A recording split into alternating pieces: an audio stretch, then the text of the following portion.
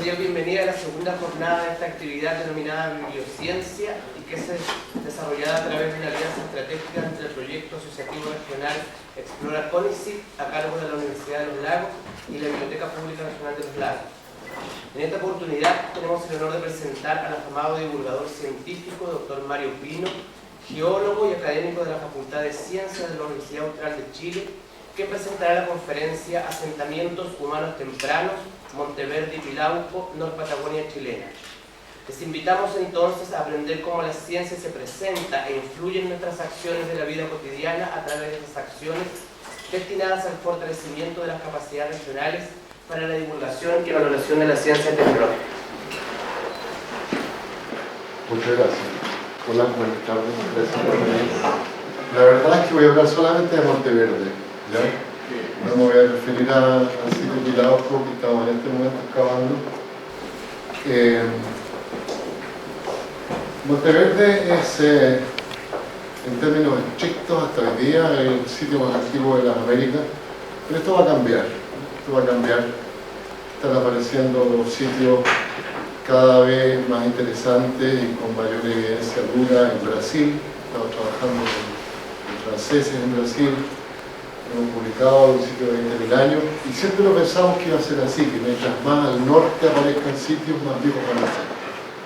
Lo que no va a cambiar es que Monteverde es un sitio de un grado de complejidad y de un grado de conservación que difícilmente alguna vez se va a encontrar algo parecido. Y eso no va a cambiar nada. Lo que está en la imagen, aparte de la libertad se conquista, que es el símbolo de mi universidad, es la huella, ¿cierto?, de una pisada humana, una de 3 que había en el sitio, de un pie pequeño y calzado con un mocasín, un pie 32 o 33. Para contextualizar Monteverde hay que retroceder hasta el año 1932, cuando en Nuevo México fue descubierto un sitio en un pueblito cercano llamado Clovis, y este descubrimiento de herramientas muy bien talladas en piedra asociadas a los huesos de la megafauna de Norteamérica, a la mamut, a mastodonte, a bisonte, se comienza a repetir sistemáticamente desde el año 32, y hoy en día existen cientos de sitios de cultura Clovis en Estados Unidos, siempre huesos que demuestran que eran eximios cazadores de la megafauna. ¿Y por qué? Porque hicieron un invento. Inventaron el sacarle a las puntas de proyectil una muesca en la parte de atrás. Y eso permitió que las pudieran unir a los mangos de madera con extrema firmeza, convirtiendo estas puntas de proyectil en armas extremadamente mortíferas. ¿Ya? Ahora, estos sitios están fechados en 11.500 años AP. Es una cultura que se desarrolló en un tiempo muy corto, no más de 600 años en total, y desapareció. Y los norteamericanos intentaron decenas de años convencer al público científico y a la gente de que estos Clovis eran nuestros antepasados más antiguos, que todos los americanos descendíamos de estos Clovis, hasta los mayas, los aztecas, y los incas, y los mapuches, ¿cierto? Porque el Clovis, ¿cierto?, como un cazador de megafauna, es una persona, un grupo de personas que están moviéndose por los animales y los cazan a muy corta distancia, corriendo mucho riesgo. Eso es muy parecido a un cowboy, ¿cierto?, que va de pueblo en pueblo, montando toros salvajes, caballos salvajes. Entonces, políticamente era para ellos súper bueno intentar convencernos de que descendimos de un cowboy, pero un cowboy, ¿no? Y eso iba a cambiar radicalmente. En Chile hay varios sitios que contienen megafauna, y estos 3 son contemporáneos de lo que mostré recién, de 11.500, pero estos no tienen las puntas de proyectil que están ahí en Norteamérica. Y Pilauco, que es un sitio contemporáneo con Monteverde, un poquito más antiguo que Monteverde también. Y esta imagen es de Quereo, de una excavación en la costa de Los Vilos, donde yo me inicié como un especialista en geología arqueológica. ¿Por qué yo como geólogo estoy metido en estas cosas? Porque un arqueólogo es un antropólogo.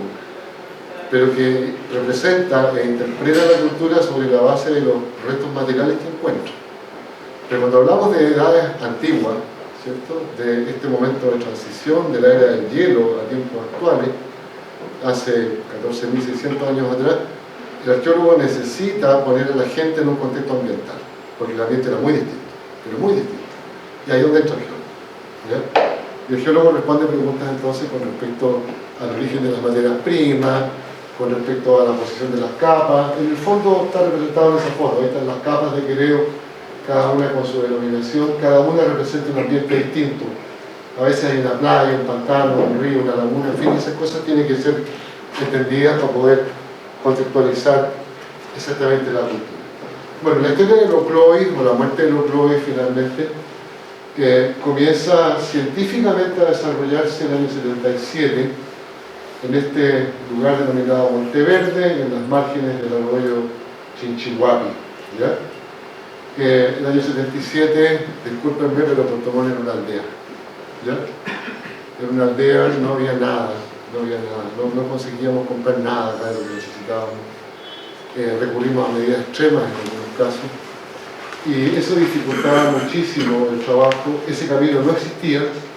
Tom llega a Monteverde por primera vez en el 78 en una carreta de muelle. El primer vehículo que llegó a Monteverde fue un auto, un jeep de la Universidad Austral de Chile. Nunca antes llegó un auto a ese lugar, y las personas que vivían ahí estaban en un estado de aislamiento mucho mayor que cualquier colono de la carretera austral. Les voy a presentar a Tom. Tom y yo fuimos contratados en la Universidad Austral de Chile en el año 77, ambos. Yo para reemplazar al último geólogo alemán que estaba en mi departamento, y Tom para originar un bachillerato de antropología. Tom tenía 26 años y tenía 25, esa fue otra reciente. Pero en el año 77 Tom se aparece en mi ventana, ¿ya? Porque le habían entregado los huesos de Monteverde, ¿cierto? La familia Barría descubre los huesos en el Chinchihuapi, los guarda diligentemente. No saben de qué se trata, son huesos muy grandes, los huesos de Confotelio son muy grandes. Se dieron cuenta que no eran huesos de ningún animal que conocieran. Me imagino que sospecharon del maligno. Y finalmente, un estudiante de la Universidad Técnica del Estado pasa, le entregan los huesos y le dicen: por favor, llévenos a Valdivia, a la universidad, para que alguien nos venga a decir de qué se trata. Entonces esos huesos parten al Museo de la Universidad Austral de Chile. El director del museo de la época, el profesor Fandemare, viene a Monteverde. Los Barría les muestran el lugar de donde los sacaron. Había más huesos todavía en la pared. Él los retira, encuentra una herramienta de piedra también, y esta colección se la entregan a Tom cuando llega, ¿ya? Entonces Tom se da cuenta que es un sitio muy viejo, ¿cierto?, que requiere un geólogo, y llega a la ventana de mi oficina: hola Mario, tú eres geólogo, ¿ya? Desde ese año que somos amigos, somos muy amigos, ¿ya? Y tenemos el hobby de coleccionar objetos, preferentemente alcohólicos, relacionados con Monteverde. Una serie de objetos. También coleccionamos envases de helado llamados Monteverde. Bien, esta es una imagen satelital de Chile, ¿cierto? Ahí están los lagos araucanos. Ese es el Yanquihue, ese es el fiordo de Loncaví, el seno de Loncaví. Monteverde está justo en la punta de la flecha. En la época de Monteverde, venía mirando el paisaje desde Valdivia, está despejado, están todos los volcanes visibles. Los monteverdinos no conocieron esos volcanes. Esos volcanes no existían. Ninguno. ¿Por qué? Porque los Andes estaban cubiertos de hielo, de 2 kilómetros de hielo, y el hielo llegaba hasta acá, hasta el borde occidental de todos estos lados, y se daba la vuelta por aquí. El hielo llegaba así, y de aquí para acá todo esto era hielo, 2 kilómetros de hielo, no había volcán, ¿verdad? Y entonces Monteverde está en una posición geológica particular, en una zona donde nunca el hielo estuvo físicamente presente, probablemente en los últimos 100.000 años. Quizás por eso fue elegido el lugar del campamento, no lo sabemos. Esta es una imagen vertical, una foto vertical que logró mi amigo Eduardo Alvar y su contacto, secretario de la Fundación Monteverde. Este es el camino que se origina a raíz del sitio, ¿cierto?, que no existía, que une hoy día 2 carreteras. Y este es el Chinchihuapi, el norte queda para allá, y hay 2 sitios, ¿ya? El sitio más conocido y más publicado, que es Monteverde 2, que tiene una zona residencial y una zona especial. Podríamos apagar esta luz, ¿no? ¿Sí? Se vería mucho mejor todavía, ¿cierto? Y hay un sitio más viejo que se llama Monteverde 1, que está en esta posición de aquí. No sé si conocen Monteverde, muy cerca de esta casa de tipo A que construyó el senador Pucha. Casi al lado de esa casa está el sitio viejo, profundamente enterrado, fue descubierto por absoluta casualidad. ¿Por qué el sitio Monteverde está tan bien conservado? ¿Cierto? Cuando uno excava, da la sensación de estar excavando algo de ayer, porque está conservada la madera, las cuerdas, la pisada humana, la comida, las hierbas medicinales, la carne, los huesos, todo. Y es producto de azar geológico. Los monteverdinos vivían sobre esta capa 6, que representa una playa, una barra del antiguo Chinchihuapi, y en un momento dado, pero muy rápidamente, se les inundó el campamento. Se originó un humedal en el campamento, y este humedal originó una suficiente cantidad de plantas acuáticas que al morir eliminaron el oxígeno localmente y formando una capa de lo que nosotros denominamos turba, que es este sedimento negro que está aquí. Este sedimento es anóxico, impide la pudrición, ¿ya? Impide que el oxígeno haga su trabajo. Y por eso entonces está conservado todo lo orgánico, que es muy raro en un sitio. En los sitios arqueológicos siempre está lo inorgánico, ¿ya? O lo muy resistente, como un hueso de confotero. En este humedal, posteriormente, cayó la ceniza de las primeras erupciones volcánicas. Y esa ceniza se disolvió en el agua del pantano y precipitó en forma de fierro, que es la capa 3. Y este es un sello impermeable que impide que la lluvia percute. Entonces tiene dos sellos geológicos. Uno evita el efecto del oxígeno, el otro el efecto de la lluvia. Y por eso la exquisita conservación. Nosotros entre el 77 y el 78 y el 87 excavamos todos los veranos, 3 meses, instalando campamento en el lugar. Y yo me preocupé de recorrer la zona completa, a pie y a caballo, buscando capas parecidas, a ver si encontrábamos otros sitios, y no lo encontramos. O sea, sitios tiene que haber contemporáneos con Monteverde, otros campamentos, pero no tuvieron la suerte de conservarse, ¿ya? Y por esa razón creo que nunca los vamos a encontrar. Este es el mapa de las excavaciones de todos estos años.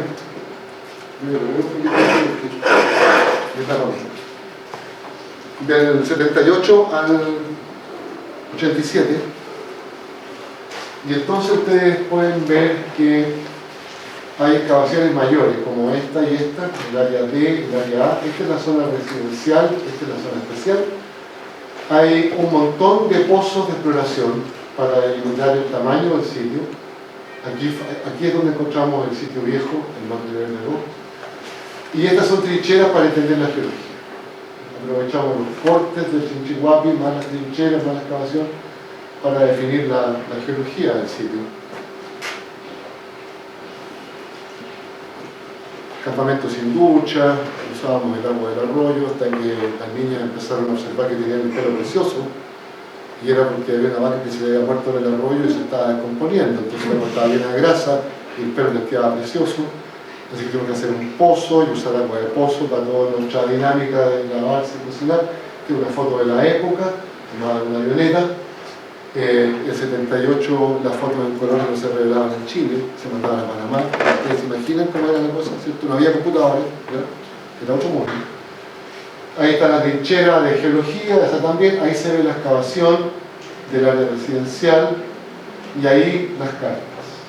Y esa es una de agua que construyó la universidad, que era nuestra cocina, laboratorio, despensa. Estos son troncos de alerce que estaban todavía tirados en el piso después del gran incendio de los años 50. Entonces partamos por el área residencial. Aquí están excavando los muchachos y están empezando a aparecer troncos labrados, ¿ya? Ahí está la reconstrucción final de un gran toldo, y cuando terminan de excavar esta zona, lo que aparece es una serie de cuadrángulos, ¿ya? Separados por maderos labrados, de caras cuadradas, y en el piso una serie de restos conservados que demuestran el uso de estos recintos. Restos de madera, restos de piedra, comida, braseros para la calefacción. El fuego principal estaba afuera, ¿cierto? Se entraban solamente las brasas. Decenas de trozos de cuero de Monfoterio, suponemos que se estaba alfombrado en cuero, y aquí adentro entonces se llevaban a cabo un montón de actividades, y aquí adentro caben 25 personas más. O sea, vivía una familia extendida en plan.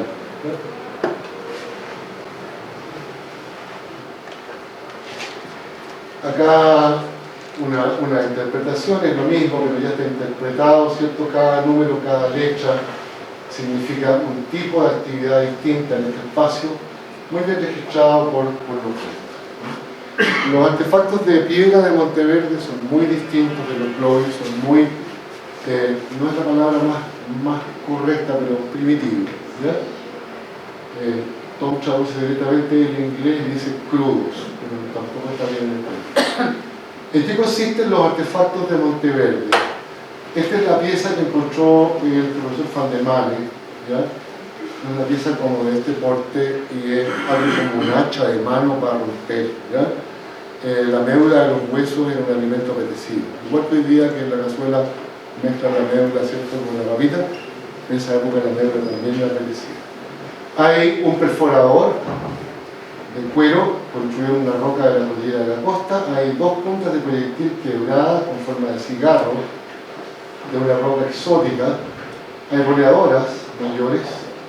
Hay una infinidad de piedras de proyectil de la onda del pastor, ¿cierto? Esta onda descrita en la pelea entre David y Goliat, pero popularizada para nosotros en las peleas entre mapuche y carabineros, ¿cierto? Esa onda fue inventada en Monteverde. Estas deben ser 40 piezas y cientos de estas que son rodados del arroyo con una forma elegida particular a la cual le dieron 2 o 3 golpes y originaron filos vivos. Esos filos fueron empleados en la mayor parte de las tareas, en trabajo de cuero, en descarnado de animales, en corte de tendones de animales, en trabajo en madera y en cortar plantas, ¿ya? Y en los artefactos están conservados los restos de las huellas de esos trabajos y pueden ser observados bajo microscopía. Aquí hay un detalle, esos son los artefactos comunes y corrientes. Si uno va caminando y está en la vereda, le va a pegar una patada, ¿cierto? No lo va a reconocer como un artefacto arqueológico. Esto sí, estas son las boleadoras, de ahí están las bolas de la onda del pastor. Aquí hay un detalle del perforador, ¿cierto? Esos son 1, 2, 3, 4, 5 centímetros ahí. Ese es el perforador. Y esas son las puntas de proyectil que tienen forma de cigarro. Están hechas en una riolita muy rara y son muy parecidas en forma a unas puntas de proyectil que hay en Venezuela, en un sitio que se llama Jobo. En el sitio nunca encontramos esquirlas de esta roca, así que a lo mejor estas puntas fueron importadas. Estos son 2 artefactos excepcionales. A mí me gusta mostrar la foto de la época. Este está tomado en el terreno, eso está dibujado a mano, es una foto muy vieja. Son 2 boleadoras, muy chiquititas, ¿cierto? Esta mide menos de 2 centímetros, esta mide un poco más de 2 centímetros. Esta es una roca blanca, esta es una roca negra. ¿Y qué es lo que tienen? Tienen el surco hecho en la boleadora. Resulta que los tehuelches, por ejemplo, que usaban las boleadoras, cuando fabricaban boleadoras para cosas pequeñas como aves, las boleadoras las envolvían en cuero, no le hacían el surco. A las grandes sí se les hace surco. ¿Por qué? Porque es muy difícil, ¿cierto? Tomar una piedrecita de este porte en la mano y con otra herramienta de piedra comenzar a picotear con infinita paciencia hasta hacer un surco es un trabajo de mucho tiempo y de mucha dedicación. Así que estos no son objetos funcionales, no son boleadoras hechas para que funcionen como boleadoras en sentido estricto y las interpretamos como juguetes, ¿cierto? Son miniaturas, son copias de las grandes, ¿cierto? Y esto es súper bueno que ustedes entiendan que los monteverdinos son seres humanos tan homo sapiens sapiens como nosotros, son iguales. Por ende, los cabros chicos molestaban igual que molestan hoy día, ¿cierto?, a los papás. Papá, préstame el iPhone. ¿No? No te lo presto. Papá, préstame el iPhone. Papá, préstame tu boleadora. No te la presto, te regalo una. Te hago una de regalo, ¿cierto? Toma, estas son para jugar, son chiquititas, ¿ya? O sea, los monteverdinos, ¿cierto? Eran personas que dentro del entorno seguramente contaban cuentos, había historias de amor, había obviamente dolor por la muerte, eran tan humanos como nosotros, ¿no? No se los imaginen así, por ningún motivo. Hay dos tipos de animales representados en Monteverde, gonfoterios y un antepasado del guanaco, que parecía guanaco pero un poco más grande. Se comieron a 5 diferentes animales, 5 gonfoterios, y transportaron al sitio algunas partes de estos animales. No los mataron en el lugar, llevaron partes al sitio para comerlo, y ustedes ven la predilección por las costillas, ¿eh? Todas las costillas están representadas. Una costilla, hasta hoy día en un asado, ¿cierto? Es un plato que se lo pelea. Una costilla de cordero, comida con la mano, y cosa más rica. Y también la carne y los huesos de lo que llamamos posta y asiento. Del cráneo, nada salvo las muelas, pero sí el marfil de las defensas, ¿ya? Aquí hay dos trozos de las defensas. Esta es especialmente importante porque aprovecharon la dureza y la curvatura natural para fabricar un formón. Resulta que los monteverdinos eran eximios carpinteros. Sabían el trabajo de la madera perfectamente asociado al tipo de madera. Las maderas duras, por ejemplo, como luma, con las cuales construyeron sus lanzas, fueron trabajadas con fuego. Las quemaron y rasparon el carbón. Pero las maderas blandas, como por ejemplo las coníferas, fueron trabajadas con herramientas de piedra, como un verdadero carpintero. Incluso encontramos una cuña que hace pensar que se hacían tablas, ¿ya? Así que eso es muy llamativo. En las edades de los gonfoterios hay de todas las edades, ¿ya? La edad de un gonfoterio se calcula con su muela. Afortunadamente es muy fácil. Cuando nacen los gonfoterios tienen unas muelitas pequeñas que tienen una sola puntita. Y comen con esa muela hasta que se gasta entera. Y cuando se gasta entera, esa muela se corre y sale una segunda muela, y esta segunda muela tiene 2 cúspides.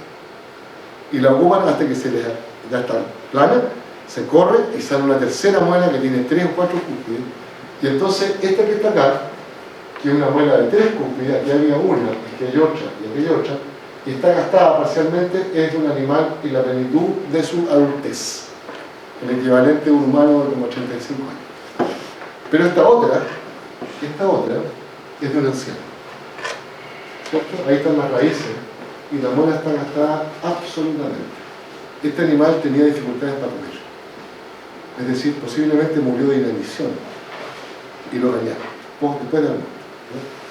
Esta costumbre de cañar animales muertos no es rara, ¿no? No se espanten, los sabores que tenemos asociados nosotros a lo rico no es el sabor de lo rico de toda la gente, ¿cierto? Los pueblos canoeros del extremo sur de Chile, cuando se van a una ballena, se juntan muchas familias y se quieren que se la comen entera y pueden pasar 2 meses, ¿sí? De hecho tiene una ventaja comer un carne un poco pasadita. Los franceses lo saben, ¿cierto? Cuando cazan, cuelgan los animales y cuando el animal se cae, colgado de la pata o de la cola, se lo comen. Y es porque las bacterias que empiezan a trabajar en la carne hacen la digestión más fácil.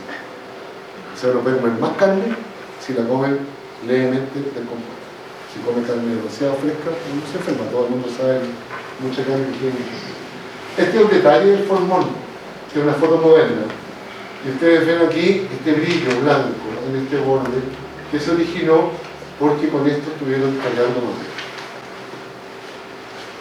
Resulta que la gente de Clovis no aceptaba Monteverde, ¿cierto? Porque demostraba un tipo de gente muy distinta a los cazadores, en primer lugar, y en segundo lugar, demasiado antigua, mucho más antigua que los Clovis. Ya vamos a hablar de la fecha. Y entonces intentaron desprestigiar el sitio y todo lo que pareciera relacionado con Monteverde de muchas maneras, desacreditando a Tom, que era un arqueólogo rarísimo porque como estaba en Valdivia, ¿no? O sea, ¿qué hacen Valdivia un norteamericano? Es raro. O que el geólogo es muy joven, entonces que era cierto, éramos jóvenes, era muy raro. Pero también diciendo de que esto no era un sitio, que este era un río que transportó una maderita, rompió unas piedrecitas y los huesos están ahí porque murió un animal. Esto no es un sitio. Hasta que un verano escuchamos esto. Son estacas de luma enterradas, están conservadas en la posición original, en el ángulo en que los carpistas hoy día entierran las estacas de las carpas. Y aquí ustedes ven, esto está tomado en el terreno, hay una cosa de color beige, y esta cosa de color beige, cuando el conservador lo recupera, es una cuerda de junco, y en la punta de la cuerda hay un ballechín. Ese es el ballechín que más antiguo es la comunidad. Entonces el viento y el agua no hace nudos, solamente las manos humanas.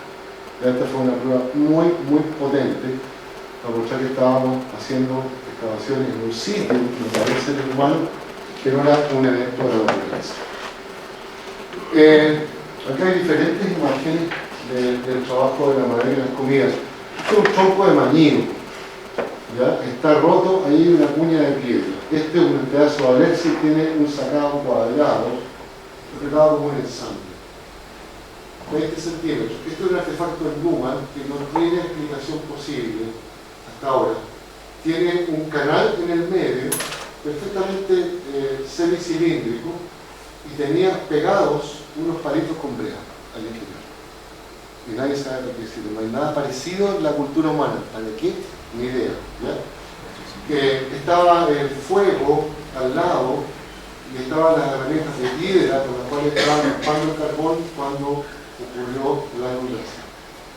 Y esta foto fue hecha en el terreno para mostrar algunos de los ítems alimentarios que tomaron los monteverdinos.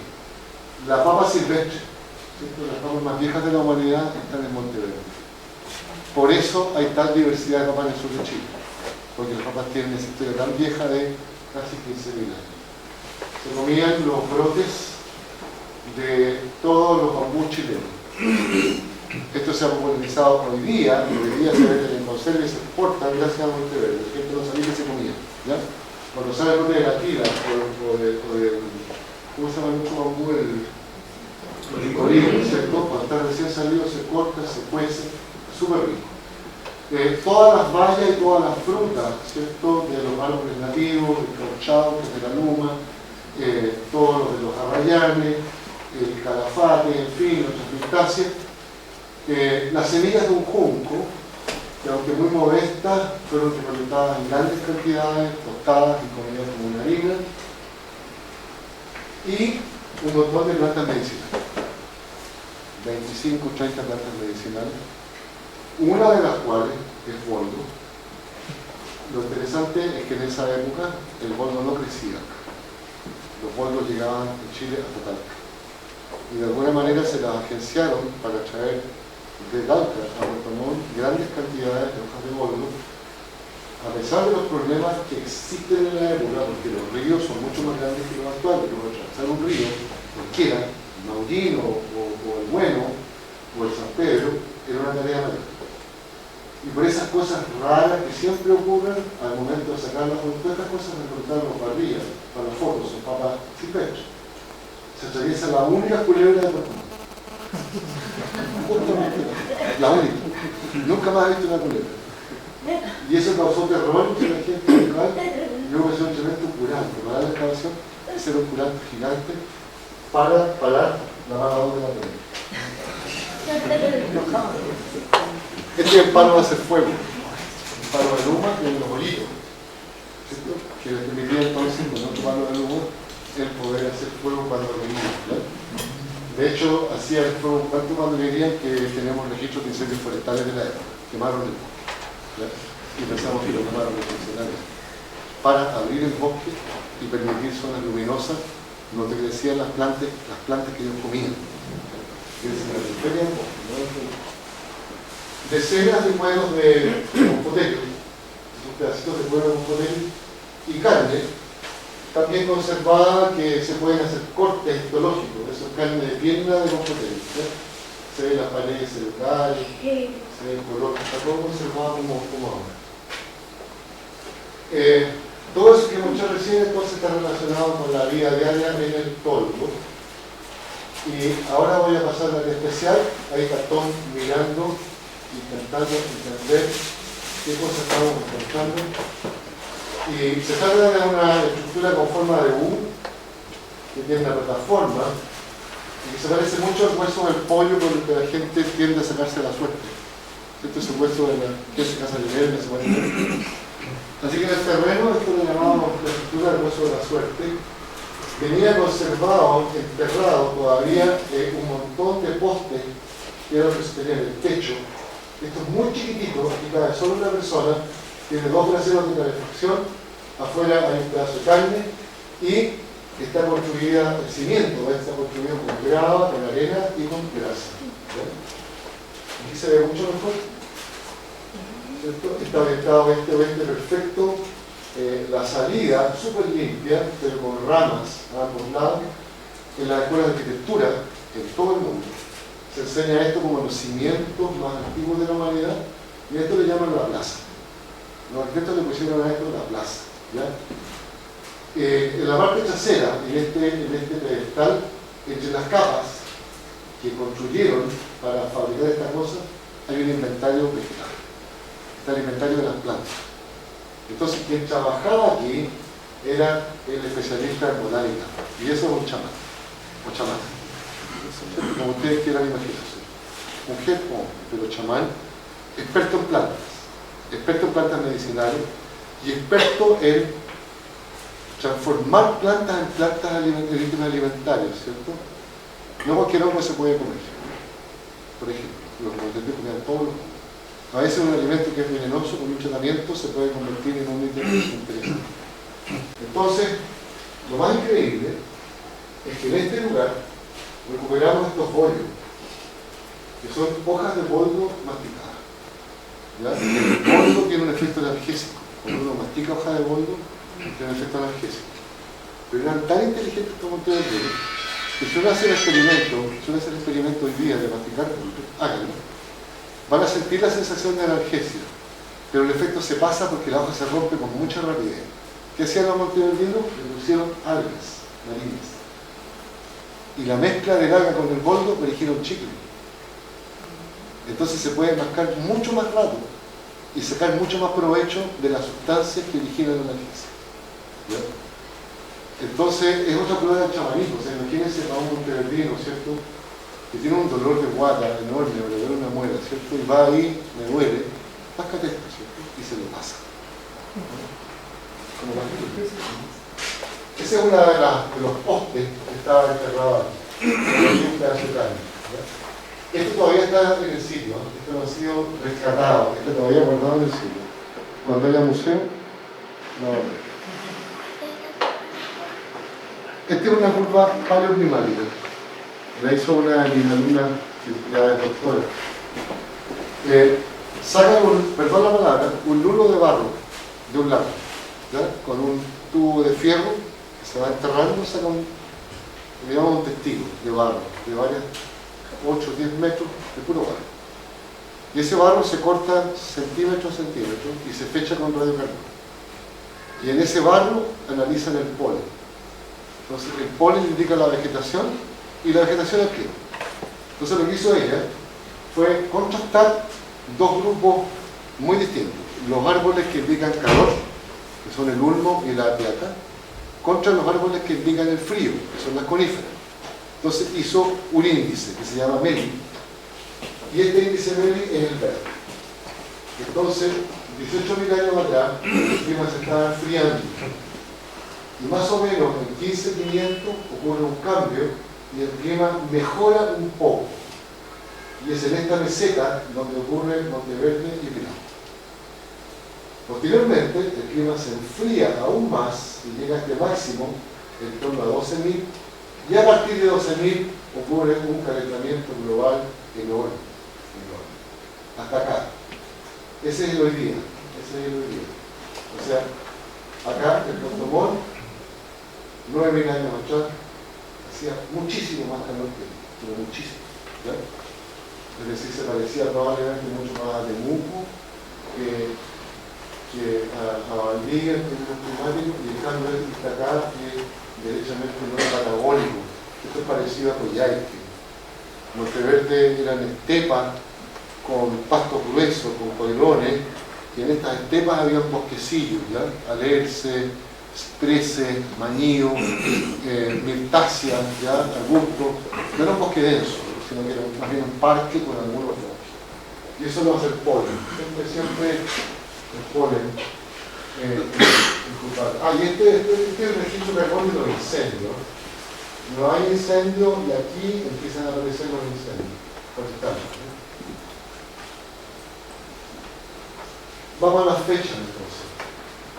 Monteverde tiene una área carbónica de 12.500 que representa 12.600 años calendarios. Los años de carbónico no son iguales a los calendarios, estos son los nuestros. Así que los años nuestros son 14.600. Y por ende es por lo menos 1.500 años más antiguo que el más viejo de los sitios de Norteamérica. ¿Ya? Pero además estamos aquí en la latitud sur, casi en los 41, entonces hay otro plus. Y pasó una cosa increíble. El año 97 era tal grado de rumores y comentarios de los plebiscistas con respecto a Monteverde, habían propuesto finalmente que los fechados radiocarbónicos estaban mal hechos y que posiblemente el método no era aplicable en el hemisferio sur, a ese nivel. O sea que Monteverde era un campamento así de complejo, pero no era tan antiguo, sino que había un error en la fecha. Entonces aparece este señor cortado aquí en la foto, Alex, que era curador de un museo y él origina un proyecto que se llamaba ¿Es Monteverde tan complejo? ¿Es Monteverde tan antiguo? Y nos propuso a todos primero y a todos después a mí que nos enfrentáramos a una especie de contraloría científica internacional para poder responder estas dos preguntas de una manera distinta a lo tradicional en ciencia, que es pedir publicación. Y para eso se consiguió un mecenas, un multimillonario, que está acá, petrolero, que puso a disposición del proyecto un avión privado y mucho dinero, y juntó a 12 especialistas americanos, incluyendo a 2 chilenos, el famoso Lautaro Núñez y Francisco Mena, a arqueólogos no provicistas, como los dos que están ahí, y a esta señora que está acá, que es una arqueóloga plovicista. Y entonces el avión los llevó a todos a Estados Unidos, al laboratorio que tomen esa época en Kentucky, donde vieron algunas de las piezas de piedra y recibieron el libro de Monteverde, que es un volumen así de lo pudieron leer, mientras venía hasta Valdivia. En Valdivia abrimos toda la colección, estaba guardada en caja. En ese momento sí que se había abierto, pero en el 97. Es una charla sobre la arqueología del sitio. Vinimos a Puerto Montt. En Monteverde habíamos abierto algunas excavaciones que pudieron meter las manos. Y este proyecto entonces, con esta gente viajando a Puerto del Rey, comiendo, chupando como loco a Puerto del Rey, con gustos raros, un vegano. Había otro que todos los días debía hacer gimnasia con máquinas y andaba con las máquinas de gimnasia. Algunos de ellos no se conocían, pero se odiaban. Y al final del último día de campo, que fue el segundo día en Monteverde, principalmente los gringos querían comer temprano. En Chile no se usa comer a las 6 de la tarde, entonces terminamos en un bar en Peyuco, bebiendo, esperando la hora de la comida. Y en ese momento Alex les dijo: bueno, ustedes han viajado por las Américas, han pasado estupendo, pero ahora vamos a hacer la pega de responder las dos preguntas. ¿Es Monteverde tan antiguo? ¿Es Monteverde tan complejo? Y quedó la escoba. Los plebiscistas gritaban, no sé si gritaban porque eran plebiscistas o porque ya estaban pasados de chavo. Porque empezó con cerveza, terminó con gin y cosas así. Taitao se llama, ¿cierto? Taitao en esa época era un bar de gente local de Peyuco. La gente no entendía, los parroquianos normales no entendían a 12 cristianos hablando en inglés, gritando en inglés. Ya a esa altura se estaban insultando, ya el fuck you era cada rato. Alex calmándolo, Tom y yo impávidos sin decir una sola palabra, solamente bebiendo los dos. Y en un momento empezó a entrar la luz del atardecer, esto era en enero, y molestaba mucho. Y cuando le pedimos a la dueña que cerrara las cortinas, no había cortinas, buscaron unos ponchos chilotes, y cerraron con ponchos chilotes las ventanas. Fue muy particular el ambiente. Cuando los calma finalmente, empieza la votación. El testigo de fe era un miembro de National Geographic, ¿ya? Y entonces la votación fue 12-0. Los 12 dijeron sí, Monteverde es así antiguo, sí, Monteverde es así. Entonces, lo genial es que Alex se para con su trago en la mano y dice: brindo por la muerte de Clovis. ¿Ya? Entonces, Clovis muere en Taitao un día particular, creo que fue el 17 de enero, a las 7:30 de la tarde, ¿cierto? Y el teléfono satelital de National Geographic está en todo el mundo. Y al día siguiente Puerto Montt se llenó de periodistas de todas partes. Llegaron holandeses, llegaron alemanes, ingleses, norteamericanos, la televisión, y hasta ahí llegó, más o menos hasta ahí llegó Clovis. Esto fue publicado en diversos lugares, algunos de difusión, como la página de National Geographic, pero también en publicaciones científicas. Y entonces, el año radiocarbónico es 12.500 a 13.000, son 14.600 años humanos, pero Puerto Montecito, ¿cierto?, está aquí abajo en los 41. Y entonces eso significa que la gente llegó desde el norte, hace unos 20.000 años atrás, y 20.000 años atrás es muy distinto de 11.500. Es otra gente. La ruta no está conocida. Una posibilidad es esta ruta que está dibujada aquí. Hay otra ruta que está bajo el mar hoy día, ¿cierto? Cuando hacía tanto frío, el mar estaba a 120 metros más bajo. Así que hay una ruta por el Pacífico, caminando por aquí afuera, que hoy día está bajo el mar. E incluso hoy día se propone una ruta desde Europa, pasando por el hielo. Como hacía tanto frío, estaba congelado este océano, había un puente de hielo entre este lugar y Francia. Entonces hay tres posibles rutas, pero siempre viniendo desde el norte en diferentes épocas. No hay, ¿cómo se llama?, una conclusión. Ahí está, 13 de enero del año 97, y este es el artículo científico. Para nosotros tiene mucha importancia, esto no es fácil que ustedes lo perciban en términos emocionales, pero esta es la mejor revista del mundo, Science, es la mejor del mundo, no hay una revista científica mejor. Y en esta revista científica está descrito este proyecto y sus resultados. Pero Monteverde es más todavía. El sitio 1, acá, tiene herramientas de piedra de este estilo. Si ustedes van por la vereda y esto está tirado en el suelo, esto no lo van a chutar, lo van a recoger. Claramente es un artefacto trabajado por los seres humanos. Se ven los golpes, es de un tamaño súper interesante además de este porte. Y esto estaba asociado profundamente en este lugar, en una capa que radiocarbónicamente tiene 33.000 años, hay dos fechados, en una capa que geológicamente tiene 33.000 años, y asociado a una fogata, que está el carbón. Y en el carbón hay una anomalía de zinc. ¿Qué significa eso? Cuando uno hace el asadito del 18 o del fútbol, ¿cierto? La grasa de la carne roja corre y cae en la brasa, esa grasa arrastra el zinc de la carne. Entonces eligieron una anomalía de zinc en el carbón. Así que se comieron un asadito de carne roja 33.000 años atrás. Por alguna razón olvidaron 4 o 5 herramientas en ese lugar. Pero esto en sentido estricto no es un sitio, porque fue descubierto en un pozo de exploración chico, en un pozo 2x1. Es una muy pequeña excavación, no es un sitio, por esa razón. Y está esperando ser excavado cuando se den las condiciones adecuadas asociadas a la pertenencia de este sitio, ¿cierto?, que está en manos del senador chico. Estoy terminando. Este es un resumen de por qué Monteverde es un sitio tan único en el mundo. Esta cultura americana de Monteverde es muy distinta a la de un cazador, ¿cierto? La gente de Clovis pasaba mucha hambre porque nadie le podía asegurar al grupo que la caza iba a ser fructífera. Cazar un bofonero, cazar un mastodonte, un mamut o un caballo, con herramientas de ese estilo, es una tarea mayor.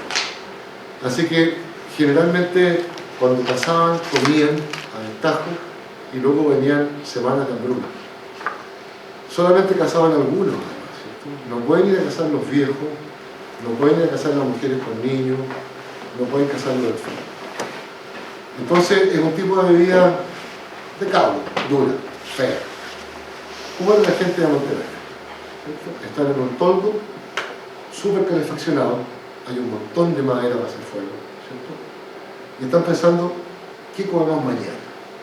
¿Cierto? Mañana hay noche con papa. Cero esfuerzo.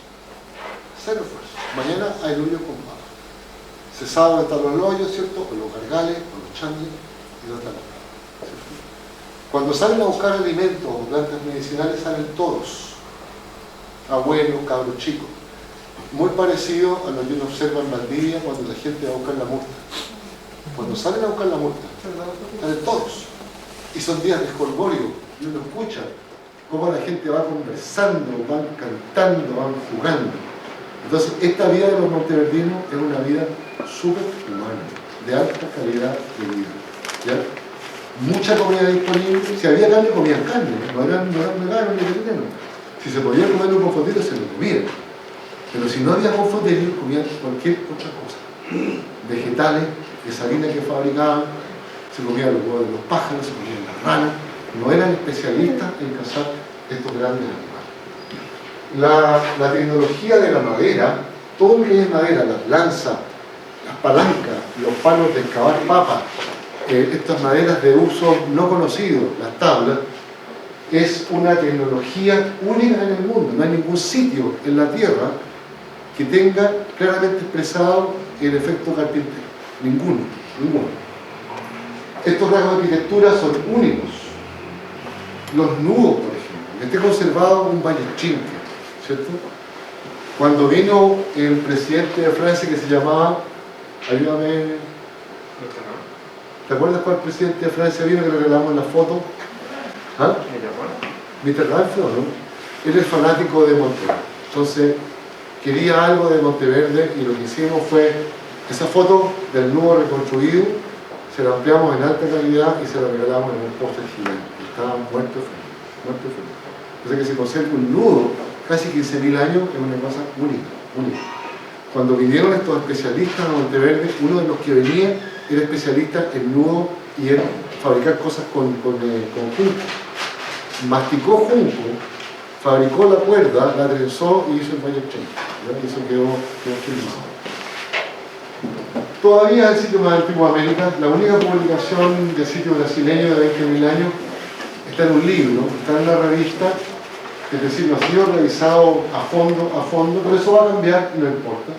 Pero esto es muy importante. ¿Cierto? Tom fue profe de la UCHAL largos años y la investigación, la manera de cómo enfrentamos el sitio, la táctica de excavación, la estrategia de investigación, fue el primer sitio que fue investigado por mucha gente. ¿Ya? Más de 40 profes de las especialidades más raras. ¿Ya? El especialista en algas unicelulares, el especialista en coleóptero, el arqueólogo experimental, el especialista en polen, en fin. Entonces, esa manera de enfrentar un problema en ese tiempo con interdisciplina fue algo novedoso. Y por ende, estamos orgullosos de que sea una investigación made in Watch.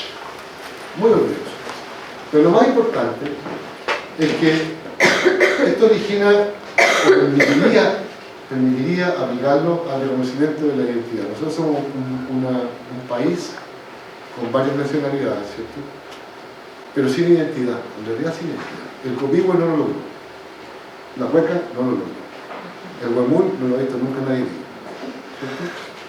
Los pobres cóndores solo cuando aparecen envenenados en alguna parte de Chile. No tenemos identidad. Y estas identidades hay que construirlas desde la llegada de nuestros primeros antepasados. Es decir, hay que construirlas en 15.000 años de historia. Hay que demostrar que estos monteverdinos fueron súper exitosos. ¿Ya? Llegaron a un mundo desconocido. Chile fue el último país de la Tierra en ser poblado por seres humanos, el último de la Tierra, ¿ya?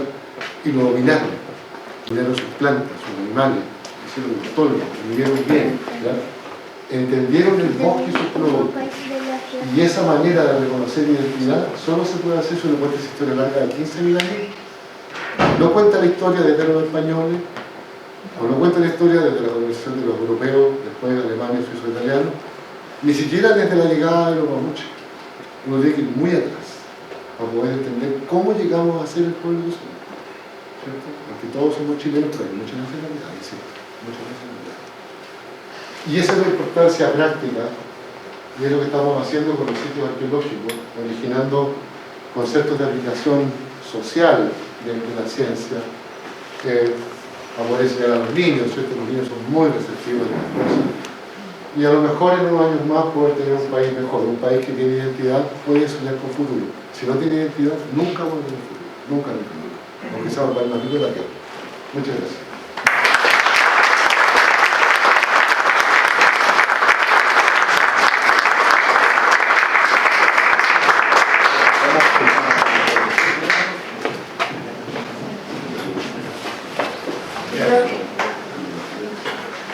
Queremos agradecer la presencia del doctor Pino, la señora Carolina Santana, jefa de la Biblioteca Pública de Puerto Montt, que va a hacer entrega de un presente de parte de la biblioteca. ¿Dos presentes? Sí, dos presentes. Muchas gracias. Lo dejamos ustedes invitados Como biblioteca nacional y CONICYT, Explora CONICYT, Universidad de los Lagos, queremos agradecer la presencia de todos ustedes, queremos agradecer la amabilidad de don Mario de asistir a esta invitación tan ilustrativa y que nos hace conocer más de nuestro antepasado, de los monteverdinos, como le dice, y que pudimos adentrarnos en su forma de vida y seguir con esta esperanza de que este proyecto se concrete en el museo, ¿no es cierto? Y como para que sea realmente un punto de encuentro y identidad para nosotros y saber más de nosotros. Entonces, por eso para nosotros también es un orgullo tener una eminencia acá en nuestra biblioteca, y bueno, y todos quedan invitados para las otras charlas que viene el 21 de noviembre con el señor Iván Nestroza.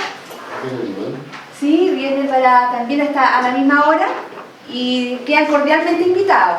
Y también a acceder a los diferentes servicios de nuestra biblioteca. Muchas gracias.